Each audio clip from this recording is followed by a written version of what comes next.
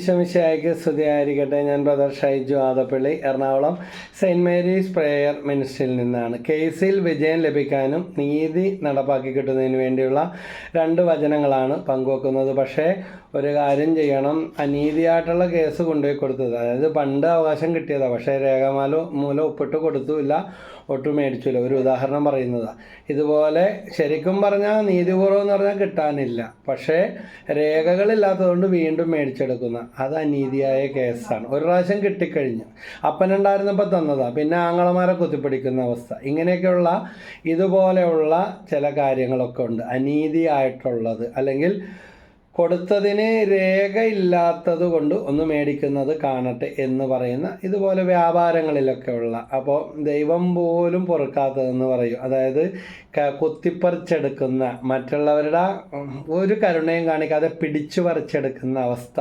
കേസിൽ ഞങ്ങൾക്ക് അനുകൂലമായിട്ട് കിട്ടി, തെളിവുകളായിരിക്കാം ചിലപ്പോൾ കോടതിയും നിയമവും എല്ലാം നോക്കുന്നത്, അല്ലെങ്കിൽ കമ്മീഷൻ വന്നു. പക്ഷേ സ്വന്തം മനസാക്ഷിയോട് ചോദിക്കണം, ഇതിൽ നീതിയുണ്ടോ, സത്യമാണോ, രക്തബന്ധം, കൂടപ്പറപ്പ്, അതുപോലെ മാതാപിതാക്കളെ പറ്റിച്ചും പ്രമാണങ്ങൾ തിരുത്തിയും ചാവുമ്പോൾ ഇത് കൊണ്ടുപോകാൻ വേണ്ടി പോകുന്നു എന്നും പറഞ്ഞിട്ട് ഒപ്പിടിച്ചെടുക്കുന്നതും കള്ളൊപ്പിട്ടെടുക്കുന്നതും പേടിപ്പിച്ച് ചാകും കൊല്ലും എന്നൊക്കെ പറഞ്ഞ് ഭീഷണിപ്പെടുത്തി എടുക്കുക പ്രാകത്യ ഏർപ്പാടാണ്.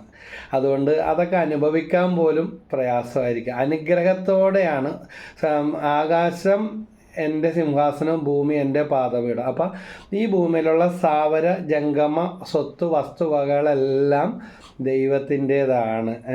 അപ്പോൾ പണം, സമ്പത്ത്, സമയം ഇതെല്ലാം ദൈവത്തിൻ്റേത് തന്നെയാണ്. അനീതിയോടെ ഇനി കേസ് വിധിയായി കിട്ടിയെന്ന് പറഞ്ഞാൽ അത് വന്ന് കയറുമ്പോൾ തൊട്ട് നമ്മൾ കഷ്ടപ്പെട്ടുണ്ടാക്കിയതും കൂടെ അവിടെ കിടന്ന് കടഞ്ഞ് നാശനഷ്ടത്തിലേക്ക്, എന്തെങ്കിലും കൊണ്ടുപോയി നേർച്ച ഇട്ടാൽ മതി, ദശാംശം കൊടുത്താൽ മതി എന്നൊക്കെയാണ് ചിലരുടെയൊക്കെ വിചാരം. അത് വെറും പൊയ്മുഖം മാത്രമാണ്. ദൈവത്തെ പറ്റിക്കാനായിട്ട് ആർക്കും സാധിക്കുകയില്ല. അപ്പോൾ സഹോദരൻ്റെ രക്തം നീതിക്ക് വേണ്ടി, ആബേലിൻ്റെ രക്തം നീതിക്ക് വേണ്ടി ദൈവത്തെ വിളിച്ച് കരഞ്ഞതുപോലെ പല കുടുംബങ്ങളിലും അനർത്ഥം ഒഴിവാകുന്നില്ല, പാരമ്പര്യ കെട്ടുകൾ മാറുന്നില്ല, രോഗം മാറുന്നില്ല, ശാപം മാറുന്നില്ല, മംഗളകാര്യങ്ങൾ നടക്കുന്നില്ല. എന്തിനിറങ്ങിയാലും എന്തെങ്കിലും സംഭവിക്കും, എപ്പോഴും അനർത്ഥങ്ങൾ മാത്രം. അതുകൊണ്ട് കേസിന് പോയിട്ടോ അല്ലാതെയോ അല്ലെങ്കിൽ അനീതിയായിട്ടോ നിരപരാധികളുടെ കണ്ണുനീര്, നിരപരാധികളുടെ അധ്വാനത്തിൻ്റെ ഫലം, സമ്പത്ത് ചൂഷണം ചെയ്ത് എടുക്കുകയോ അതിനുള്ള വിധികൾ നേടിയെടുക്കുകയോ ബുദ്ധിയും കഴിവും വാക്സാമർത്ഥ്യവും ന്യായീകരിക്കാനും തർക്കിക്കാനും കൂടെ നിൽക്കാനും ആളെ സമ്പാദിക്കാൻ പ്രത്യേകം കഴിവ് സിദ്ധികളൊക്കെ ചില മനുഷ്യർക്കുണ്ട്. പക്ഷേ ദൈവത്തിൻ്റെ കോടതിയുടെ മുമ്പിൽ കണക്കൊടുക്കേണ്ടി വരുന്ന അവസ്ഥ ഒന്ന് ആലോചിക്കണം. മനുഷ്യരെ പറ്റിക്കാനായിട്ട് പറ്റും. ഇത് കേൾക്കുമ്പോൾ ചിലപ്പോൾ നെറ്റ് ചുളുക്കി, ഇത്രയും ഷൈജു ബ്രദർ ഇട്ട വീഡിയോകളൊക്കെ ഭയങ്കര ഇഷ്ടമായിരുന്നു, ഞാൻ സപ്പോർട്ട് ചെയ്തതാണ്, സബ്സ്ക്രൈബ് ചെയ്ത് കമൻറ്റ് ചെയ്ത് ഷെയർ ചെയ്തെന്നൊക്കെ പറയും. അപ്പോൾ ഇത് ചിലപ്പോൾ ചങ്കത്ത് തറക്കുന്നതായിട്ട് തോന്നും. മനഃപൂർവ്വമല്ല. കാരണം അനീതിക്ക് കൂട്ടി നിന്നിട്ട് ഏത് വചനപ്രഘോഷണം ശുശ്രൂഷയും ചെയ്തിട്ട് വല്ല കാര്യമുണ്ടോ? അപ്പോൾ ഞാൻ ഓർക്കണ ഒരു ആൾക്കാർ എന്നോട് സങ്കടം പറഞ്ഞതാണ്, കുറി നടത്തിയിരുന്നവർ അത് പൊളിഞ്ഞു കഴിഞ്ഞപ്പോൾ ധ്യാനകേന്ദ്രത്തിൽ പോയിട്ട് കൂടി, പിന്നെ ലെവലൊക്കെ മാറി ഭയങ്കര പൈസയായി. പക്ഷേ ഈ കയ്യൂക്കുള്ളവർ പിടിച്ചു മേടിച്ചെടുത്തു, മറ്റുള്ളവർക്കൊന്നും ഇവർക്കുണ്ടായിട്ട് പോലും ഇത് കൊടുക്കുന്നില്ല. ഞാൻ ഓർക്കുകയാണ്, ഒരു സ്ഥലത്ത് തന്നെ ശുശ്രൂഷക്ക് വിളിച്ചപ്പോൾ എനിക്ക് പരിചയമുള്ളൊരു വീട്ടിൽ വന്നപ്പോൾ പറഞ്ഞു, ബ്രദറെ ഞങ്ങളൊന്നും അവിടെ വരാത്തതിൻ്റെ കാര്യം ഇത് 6 കോടി രൂപ അയാൾ പലർക്കും കൊടുക്കാനുണ്ട്, അതിനുള്ള സ്വത്തും വസ്തുവകയുണ്ട്, പക്ഷെ അവരുടെ ഒന്നിലും തൊടത്തില്ല. അവരുടെ ബിസിനസ്സിന് വേണ്ടിയൊക്കെ ചിലവഴിച്ച് നാട്ടുകാർക്ക് കടമായി കെണിയായി പോയതാണ്. ഭയങ്കര പ്രാർത്ഥനയും ധ്യാനവും എല്ലാമാണ്, പക്ഷേ ഒരു നെഗറ്റീവായിട്ടുള്ള ജീവിതമാണ്. ധ്യാനവും പ്രാർത്ഥനയും എല്ലാ ദിവസവും പള്ളിയിൽ പോക്കുണ്ട്, പക്ഷെ അവനവൻ്റെ കയ്യിലുള്ളത് കൊടുത്താൽ ഇങ്ങനെയൊക്കെ ഉണ്ടാക്കിയതാണ്. അത് കൊടുത്തിട്ടായാലും ഈ നിരപരാധികൾ, പാവപ്പെട്ടവർ, കണ്ണുപൊട്ടൻ്റെയും മക്കളെ കെട്ടിക്കാനുള്ളവരുടെയും പ്രായമായവരുടെ പെൻഷൻ കാശും എല്ലാമാണ്. അത് പല വഴിക്ക് ഇവർ വന്നു കയറിയത്. അത് തെളിവുകളും രേഖകളും കയ്യൊപ്പും ബലമുള്ളവരൊക്കെ മേടിച്ചെടുത്തു. പക്ഷേ കോടിക്കണക്കിന് രൂപ ഇനിയും പലർക്കും കൊടുക്കാനുണ്ട്. അത് കൊടുത്താലും ഇവർക്ക് ബാക്കിയുണ്ട്. പക്ഷേ അവർ ഭയങ്കര പ്രാർത്ഥനയാണ്, നീതി സത്യം എന്നും പറഞ്ഞിട്ട്. അപ്പോൾ നമ്മുടെ ജീവിതത്തിൽ മറ്റുള്ളവരുടെ അധ്വാന ഫലം നമ്മുടെ കുടുംബത്തിൽ നുഴഞ്ഞു കയറിയിട്ടുണ്ടെങ്കിൽ അത് അവിടെ കിടന്ന് തിരികല്ല് പോലെ തിരിയും.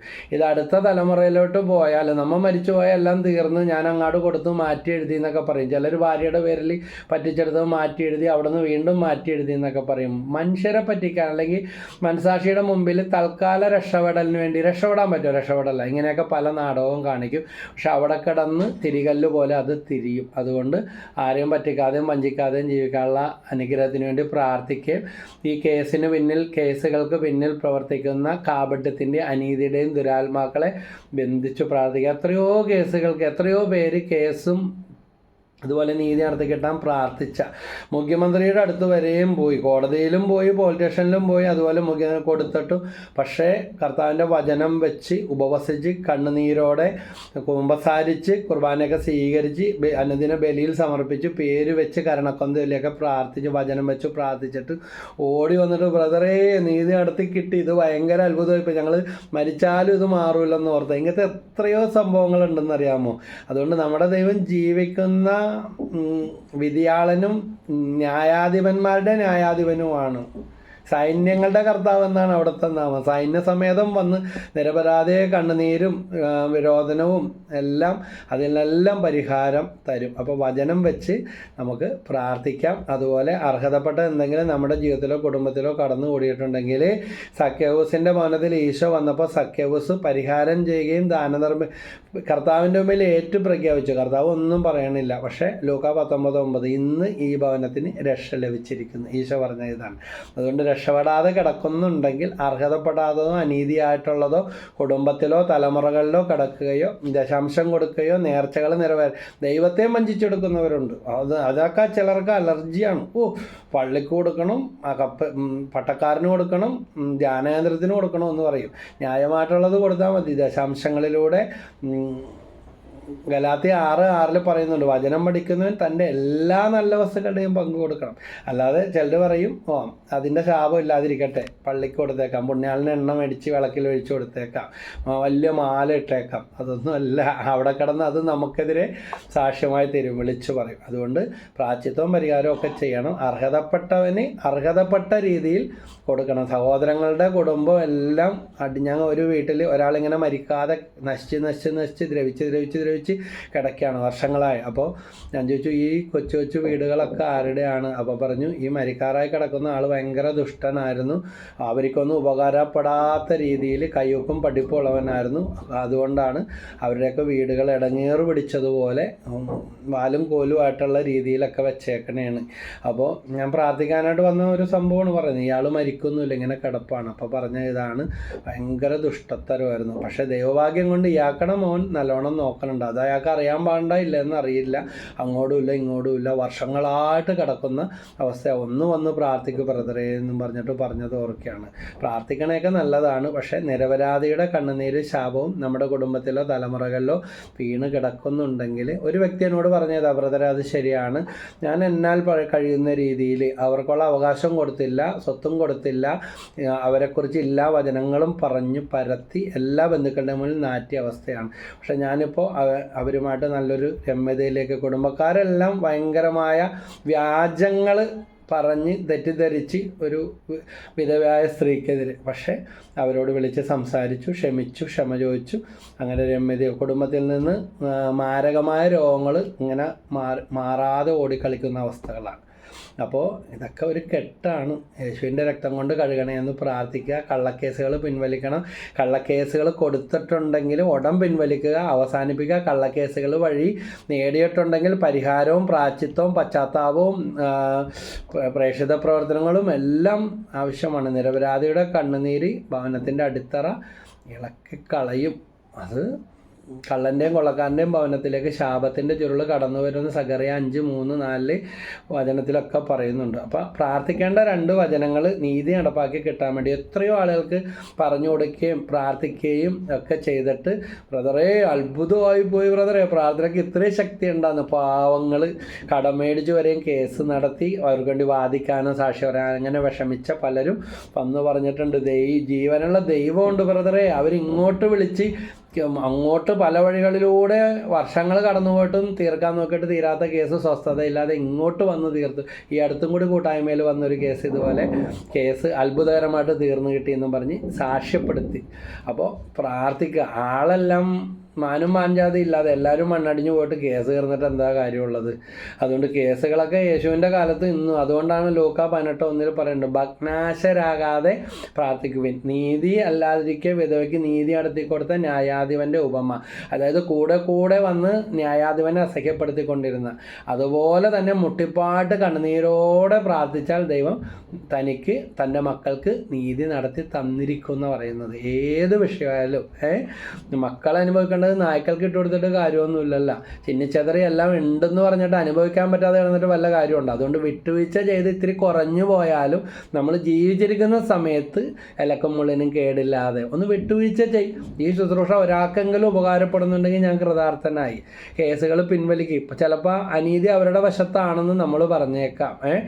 അവിടെ ഒരിച്ചിരി ഈഗോ അല്ലെങ്കിൽ കുറച്ച് മസിൽ പിടുത്തം അല്ലെങ്കിൽ മറ്റുള്ളവരുടെ തെറ്റായ ഉപദേശം തമ്മിലടിപ്പിക്കാൻ വേണ്ടി, മുട്ടനാടിനടിപ്പിച്ച് ചോര കുടിച്ച കുറുക്കൻ്റെ കഥ പറയുന്നത് പോലെ ചിലർ പുറകിൽ നിന്ന് അപ്പുറം ഇപ്പുറം അവർക്ക് അവരുടേതായ ഗൂഢോദ്ദേശങ്ങൾ കാണും. പക്ഷേ കൂടപ്പുറപ്പാണ്, അയൽവാസിയാണ്, സഹോദരങ്ങൾ. അവരിച്ചിരി വിട്ടുകൊടുക്ക്, കുറച്ചൊന്ന് ഇളവ് കുറച്ചിച്ചിരി കൂടുതൽ കൊടുക്കും. ഒരു സഹോദരൻ എന്നോട് പറഞ്ഞ ഇതാണ്, ബ്രദറെ പോലീസുകാർ വരെ അവൻ്റെ വശത്താണ് നിൽക്കുന്നത്. ഞാൻ പറഞ്ഞു, കർത്താവ് നമ്മുടെ വശത്തുണ്ടല്ലോ, ചേട്ടന് ഇന്ന പോലെ ചെയ്യുന്നും പറഞ്ഞിട്ട് പിറ്റേ ദിവസം വീണ്ടും അടുത്ത ദിവസം ഇതിന് വിട്ടപ്പോൾ ഒന്നും വേണ്ടിയില്ല, കിട്ടണത് മേടിച്ചാൽ മതി എന്ന് പറഞ്ഞു. പക്ഷെ അത് ഇന്ന് ലക്ഷക്കണക്കിന് രൂപ മാസം വരുമാനമുള്ള രീതിയിൽ ആ സഹോദരന് ദൈവം വാല് പോലത്തതാണ് കിട്ടിയത്. നല്ലത് മുഴുവൻ കയ്യൊക്കും നാവിന് ബലമുള്ളവനും എടുത്തു. പക്ഷേ രാഷ്ട്രീയവും പിടിപാട് സ്വാധീനം വാല് പോലെ കിട്ടിയത് ദൈവം വലിയൊരു അനുഗ്രഹമാക്കി, അത്ഭുതമാക്കി മാറ്റി. ഇന്ന് ലക്ഷങ്ങൾ വരുമാനമുള്ളൊരു വഴിയാക്കി ദൈവം അദ്ദേഹത്തിൻ്റെ ജീവിതമാർഗം തുറന്നു കൊടുത്തു. അതുകൊണ്ട് തർക്കിച്ചും കലഹിച്ചും കേസ് പറഞ്ഞുണ്ടാക്കിയത് വിജയം കിട്ടിയാൽ അതിൻ്റെ മേൽ പ്രവർത്തിക്കുന്നത് തിന്മയുടെ ദുരാത്മാക്കളാണ്, അന്തരീക്ഷ ശക്തിയുടെ അരൂപികളാണ്, പൈശാചിക പീഡകളായിരിക്കും. അതുകൊണ്ട് അങ്ങനെ ഉണ്ടാക്കിയിട്ടും കിട്ടിയിട്ട് എന്താ കാര്യം? ഒരു സ്വസ്ഥത ഉണ്ടാവില്ല, ആത്മാവ് നഷ്ടപ്പെടുത്തിയിട്ട്. പക്ഷേ നീതിയിലൂടെ നേടിയത് അല്പമാണെങ്കിലും അത് വലിയ അഭിഷേകവും അനുഗ്രഹവുമായിരിക്കും. അതുകൊണ്ട് ജീവിച്ചിരിക്കുമ്പോൾ തന്നെ കേസുകളൊക്കെ അവസാനിപ്പിച്ച് അർഹതപ്പെട്ടത് അർഹതപ്പെട്ടവർക്ക് കൊടുത്തോ. ഇപ്പം ഇച്ചിരി മസിൽ പിടുത്തവും ബലവും കട്ടിമീശയും പാണ്ഡിത്യവും അല്ലെങ്കിൽ വാദിക്കാൻ പക്ഷം ചേരാൻ ആളൊക്കെ ഉണ്ടായിരിക്കും. പക്ഷേ എല്ലാത്തിനും കണക്ക് പറയുന്ന ഒരു സമയം ഉണ്ടാകും, ഇന്നല്ലെങ്കിൽ നാളെ, അത് ഉറപ്പാണ്. ഇവിടെ നിന്ന് ആരംഭിക്കാത്ത സ്വർഗവും ഇല്ല, ഇവിടെ നിന്ന് ആരംഭിക്കാത്ത നരകവും ഇല്ല. ഞാനിത് ആത്മക്കാരുടെ മാസമായ നവംബർ മാസം തന്നെയാണ്, 2024 ഈ നവംബർ മാസമാണ് ഇത് പോസ്റ്റ് ചെയ്യുന്നത്. അതുകൊണ്ട് ശുദ്ധീകരണ ആത്മാക്കൾക്ക് വേണ്ടി പ്രാർത്ഥിക്കുമ്പോൾ അവർ നമ്മളോട് പറയുന്നത്, എൻ്റെ പ്രിയപ്പെട്ടവർ, നിങ്ങളെങ്കിലും ക്ഷമിക്ക്, ഞങ്ങളുടെ ആത്മാവിന് ശാന്തി കിട്ടട്ടെ, വിട്ടുകൊടുക്ക്, അല്പം കൂടെ കൊടുക്ക്, പോട്ടെ, സാരമില്ല, പോയാലൊന്നും കൊണ്ടുവരാൻ പറ്റത്തില്ല, ഞങ്ങൾ ആരും ഒന്നും കൊണ്ടുപോയിട്ടില്ലെന്ന് വിളിച്ചു പറയുന്ന രോദനം സൂക്ഷിച്ചാൽ, ശ്രദ്ധിച്ചാൽ കേൾക്കാനാവും. അതുകൊണ്ട് കർത്താവിൻ്റെ ആത്മാവ് നിങ്ങളെ സ്പർശിക്കട്ടെ. അപ്പോൾ ഈ 2 വചനങ്ങൾ, സങ്കീർത്തനം 35 24 27 വാക്യം, സങ്കീർത്തനം 35 24 27 ഈ വചനങ്ങൾ ഒന്ന് നോട്ട് ചെയ്ത് ഇപ്പം തന്നെ വെച്ചേക്കണം. ചിലരിതെല്ലാം കേട്ടിട്ട് പറയും, ബ്രദറെ ഏത് വചനമാണ് കേസിന് വേണ്ടി പ്രാർത്ഥിക്കേണ്ടത്? അതുകൊണ്ടാണ് പറയുന്നത് സങ്കീർത്തനം 35 24 27 യേശയ്യാ 62:1 ഈ രണ്ട് സങ്കീർത്തനം 35 24 27 യേശയ്യാ 62:1 ഈ 2 വചനങ്ങൾ നീതിക്ക് വേണ്ടി. കള്ളക്കേസുകൾ പൊളിഞ്ഞു പോകും. ഇതാ കേസ് വർഷങ്ങളോളം നിന്നിട്ട് ഡിവോഴ്സ് കേസ് പൊളിഞ്ഞ് അവർ തമ്മിൽ രമ്യതയിലേക്ക് വന്നപ്പോൾ അതിന് വേണ്ടി കളിച്ചവരെല്ലാം നാണം കെട്ടുപോയി. ഇങ്ങനെ പ്രാർത്ഥിച്ച കേസുകളൊക്കെ ഉണ്ട്. ഇനി ഒരിക്കലും കൂടുമല്ലെന്നും പറഞ്ഞിട്ട് കയ്യാങ്കളി വരെ ഉണ്ടായി. പക്ഷെ അങ്ങനെ തീർന്ന് വീണ്ടും ഒരു കൊച്ചും കൂടെ ഉണ്ടായി. 3-4 കൊച്ചുണ്ട് ഇപ്പം. അവർ സന്തോഷത്തോടെ ജീവിക്കുക. ആരും വിചാരിച്ചില്ല, 2 വീട്ടുകാരും വിചാരിച്ചില്ല ഇതൊരിക്കലും കൂടുന്നു. ഇങ്ങനെയൊക്കെ പ്രാർത്ഥിക്കാൻ വന്ന എത്രയോ കേസുകളുണ്ടെന്നറിയാമോ? വഴക്കൊക്കെ. ഇതെങ്ങനെ അവസാനിച്ചു? ആര് തീർത്തു? ദൈവം ന്യായാധിപനായി. 2 വീട്ടുകാരുടെയും 2 ആളുകളുടെയും എതിർ വാദിയും പ്രതിയും അവരുടെ ഹൃദയങ്ങളെ പരിശുദ്ധാത്മാവ് തണുപ്പിക്കും. അതുകൊണ്ട് നുണയുടെ ദുരാത്മാക്കൾ, ജീവിച്ചിരിക്കുന്നവരുടെയും മരിച്ചുപോയവരുടെയും പ്രതികാരം, വാശി, വൈരാഗ്യം, നുണയുടെ ദുരാത്മാക്കൾ, കേസിന് പിന്നിൽ പ്രവർത്തിക്കുന്ന പ്രതികാരത്തിൻ്റെയും നുണയുടെയും പകയുടെയും പൊങ്ങച്ചത്തിൻ്റെയും അഹങ്കാരത്തിൻ്റെയും ദുരാത്മാക്കൾ യേശുനാമത്തിൽ വിട്ടുപോട്ടെ. ജഡ്ജിയെയും വക്കീലിനെയും പോലീസുകാരെയും കമ്മീഷനെയും ഇതിനു പിന്നിൽ വാദിക്കുകയും വാദിക്കുന്നവരെയും പ്രതികളെയും എല്ലാം ജീവിച്ചിരിക്കുന്നവരെയും മരിച്ചവരെ യേശുവിൻ്റെ രക്തം കൊണ്ട് മുദ്ര വെക്കണേ. തിരുരക്തത്താലെ പരിശുദ്ധാത്മാവിനാൽ നിറച്ച് ഹൃദയകാഠിന്യം മാറ്റി മാനസാന്തര ഇളവും കൊടുക്കണേ എന്ന് പ്രാർത്ഥിക്കുക. അപ്പോൾ ഈ വചനം സങ്കീർത്തനം 35, 24, 27 അതിൽ പറയുന്നത്, എൻ്റെ ദൈവമായ കർത്താവേ, അങ്ങയുടെ നീതി എനിക്ക് നടത്തിത്തരണമേ. അവർ എൻ്റെ മേൽ വിജയം ആഘോഷിക്കാതിരിക്കട്ടെ. ആരോടാ പറയുന്നത്? ദൈവത്തോടാ. ഉറപ്പാ നീതി നടപ്പായി കിട്ടിയിരിക്കും. അവരോട് ക്ഷമിച്ച് അനുഗ്രഹിച്ച് വേണം പ്രാർത്ഥിക്കാൻ. അല്ലാതെ ഒരു വാശിയ വെറുപ്പ വെച്ചുകൊണ്ടിരുന്നിട്ട് ആരെങ്കിലും എന്തെങ്കിലും നേടിയിട്ടുണ്ടോ? അപ്പം അവർ എൻ്റെ മേൽ വിജയം ആഘോഷിക്കാതിരിക്കട്ടെ. എൻ്റെ നീതി സ്ഥാപിച്ച് കിട്ടാൻ ആഗ്രഹിക്കുന്നവർ ആനന്ദിച്ച് ആർപ്പിടട്ടെ. ദൈവമേ നന്ദി, ഇത് അത്ഭുതമായിപ്പോയി. ദൈവം നിൻ്റെ കൂടെയുണ്ട്, എത്രയും പെട്ടെന്ന് തീർന്നു കിട്ടിയല്ലോ എന്ന് ഇതുപോലെ വചനം പറഞ്ഞ് പ്രാർത്ഥിച്ചിട്ടു വിളിച്ചു പറഞ്ഞ ഓടി വന്ന ബ്രദറെ സെറ്റിൽമെൻറ്റിന് വെച്ചു പ്രാർത്ഥിക്കണേ, നാളെ പോണേണ്, സെറ്റിൽമെൻറ്റിന് വിളിച്ചു, വിധിയിൽ കിട്ടുന്നതിനേക്കാൾ നല്ല അനുകൂലം കിട്ടി, അല്ലെങ്കിൽ അവർക്കിത് വേഗം തീർക്കേണ്ട എന്തോ കാര്യം വന്നിട്ട് വക്കീലിനെ കൊണ്ട് വിളിപ്പിച്ചിരിക്കുകയാണ് എന്ന് പറഞ്ഞ് അങ്ങോട്ട് ചോദിച്ചിട്ട് ഒരു മൈൻഡും ചെയ്യാതെ നാണം കെടുത്തി വിട്ട കേസുകൾ അവസാനം പ്രാർത്ഥിച്ച് വചനം വെച്ച് പ്രാർത്ഥിച്ചപ്പോൾ ഇങ്ങോട്ട് വന്ന് തീർന്നു കിട്ടിയ.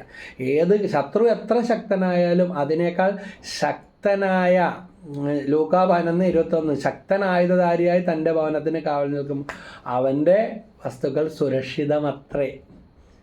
ഒരു മൺതരി ഇടാനായിട്ട് പറ്റത്തില്ല. അപ്പോൾ സങ്കീർത്തനം 35, 24, 27, ഏശയ്യ 62:1 അവിടെ പറയുന്നത്, സിയോൻ്റെ ന്യായം പ്രഭാതം പോലെയും ജെറുസലേമിൻ്റെ രക്ഷ ജ്വലിക്കുന്ന ബന്ധം പോലെയും പ്രകാശിക്കുന്നതുവരെ അവളെ പ്രതി ഞാൻ നിഷ്ക്രിയനോ നിശബ്ദനോ ആയിരിക്കില്ല. അപ്പോൾ അവനെ പ്രതി, എന്നെ പ്രതി കർത്താവ് നിഷ്ക്രിയനോ നിശബ്ദനോ ആയിരിക്കില്ല. കേസിൻ്റെ സ്വഭാവം പണ്ട് പോലെ ഇതാണ്, അതിങ്ങനെ നീണ്ടു മാറ്റി വെക്കും. ചിലപ്പോൾ വക്കീൽ ഹാജരാകത്തില്ല, ചിലപ്പോൾ ജഡ്ജി ലീവായിരിക്കും, അല്ലെങ്കിൽ മറ്റ് കേസുകൾ എടുക്കേണ്ടി വരും. വിധി പറയുന്നത് നീട്ടി വെക്കും, ചിലപ്പോൾ കമ്മീഷൻ പോയി പരിശോധിക്കട്ടെ, ഇങ്ങനെ പല കാര്യങ്ങളും വന്നേക്കാം. പണ്ട് മുതലേ അങ്ങനെ തന്നെയാണ്. പക്ഷേ അത് കർത്താവിൻ്റെ ആ രക്ഷയ്ക്ക് വേണ്ടി ശാന്തമായിട്ട് കാത്തിരിക്കുകയും അക്ഷമരായിട്ടിരിക്കാതെ ശരിയാൻ പോണില്ല, നടക്കാൻ പോണില്ല, ജയിക്കാൻ പോണില്ല എന്ന് പറഞ്ഞാൽ തലകീഴ്മേൽ മറിഞ്ഞു വരും. ഒരു വക്കീൽ ചോദിച്ചത്, എന്തു പ്രാർത്ഥന ഇത്രയും മേൽ നിങ്ങൾ പ്രാർത്ഥിച്ചത്? ജയിക്കൂലെന്ന് സ്വന്തം വക്കീൽ വരെയും പറഞ്ഞ കേസാണ്. ബ്രദറെ, ഞങ്ങൾ കേസിന് പോകണേണ്, പ്രാർത്ഥിക്കണേ എന്ന് പറഞ്ഞ് ജോബ് 17:3 ആ വചനം പറഞ്ഞ് പ്രാർത്ഥിച്ചു പോയിക്കോളാൻ പറഞ്ഞ് അവസാനം വിളിച്ചു പറഞ്ഞു, ബ്രദറെ വക്കീൽ ചോദിക്കണേ എന്തു പ്രാർത്ഥന ഇത്രയും പ്രാർത്ഥിച്ച്? അത്രക്ക് അത്ഭുതകരമായിട്ടെല്ലാം തിരിഞ്ഞു വന്ന് വിധി നടപ്പാക്കി കിട്ടിയെന്ന്.